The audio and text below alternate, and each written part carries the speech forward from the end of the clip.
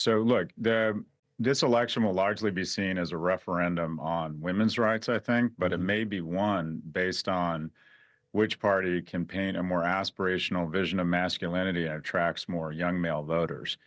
If if you look at what's happening, men are going to or going more conservative. But I think if you dig a little bit deeper, you find that young men, are very responsive or accepting or supportive of gender rights. They're not naturally conservative. What I think's happened is I think they're moving away from the Democratic Party, and that is if you go to the dnc.org website, it has a section called Who We Serve, and it lists 16 demographic groups ranging from veterans to seniors to Black Americans to the disabled to Asians, Pacific Islanders. It basically lists 76% of the population. The only group it doesn't list, Chris, is young men. And there's no group in America that's fallen further faster than young men. 4 times more likely to kill themselves, 3 times more likely to be addicted, 12 times more likely to be incarcerated. So it's not that the Republican Party appeals to young men. It's that they don't feel seen by the Democratic Party. To their credit, I think Walz paints a nice vision of masculinity, more about protection and service than the Republican vision of kind of strength and toughness. But I would argue that some of the last few remaining, if you will, swing voters are disproportionately young men. And when you think about what resonates and how that would redound into messaging, what do they need to hear?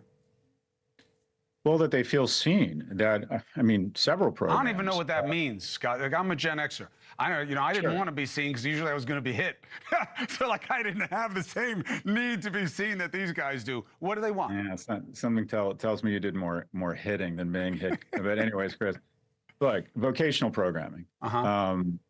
More freshman seats at colleges, a recognition that young families are struggling, investments in industries that used to have more jobs that were an on-ramp for the middle class without a college degree, wood shop, metal shop, schools that aren't as biased against young men. I think there's just essentially acknowledging that young men are struggling and that there should be some more programs around keeping men in young men's lives. But if you were to go into a morgue and find 5 people who had died by suicide, and 4 of the 5 were of any special interest group, we'd weigh in with programs, we'd weigh in with services. But because of the privilege you and I recognized, we're holding 19-year-old men accountable and not providing them with the services and, quite frankly, the attention they need, facing some of the really uphill battles they are facing. And the numbers are staggering. And you know who's leading this dialogue, Chris? Mothers. This is what you hear from a single mother with 2 daughters and 1 son. And I get these emails every day. One daughter's at Penn, the other's at Chicago and PR. And my son is in the basement vaping and playing video games. People feel this across America, and Trump, to his credit, tried to embrace the manosphere sooner. And now they're getting Walz out there and saying this is about protection and service. I'm a football coach.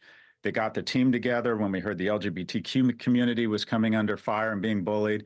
And I rallied a group of men. Why? Because men's first instinct should be to protect. He protected the nation, served for 24 years, and that's what men do. But I do think this is, if you will, a battle over young men right now.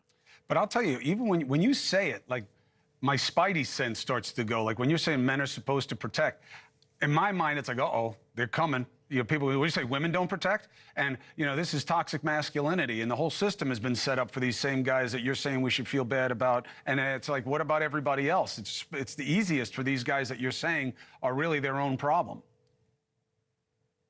Look, the far right has a vision of masculinity that, quite frankly, is just not aspirational. It's be coarse, it's be cruel, it's be, quite frankly, a little bit misogynistic. The far left's vision of masculinity is be more like a woman.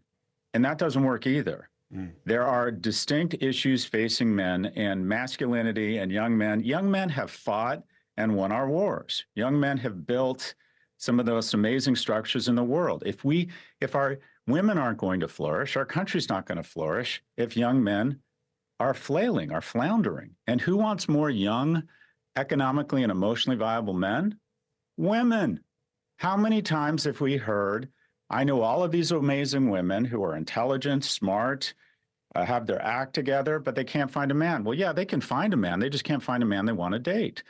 Men made socioeconomically, horizontally and down, women horizontally and up. And when the pool of horizontal and up keeps shrinking, There's less household formation. There's more loneliness. 60% of able-bodied Americans 30 to 34, 40 years ago had one child in their house. It's dropped to 27% because one, people don't have the money to have kids, and two, they're having trouble finding a viable partner. Hey, thanks for watching. Go to joinnn.com to find NewsNation on your screen. And don't forget, click the red subscribe button below to get more of NewsNation's fact-driven, unbiased coverage.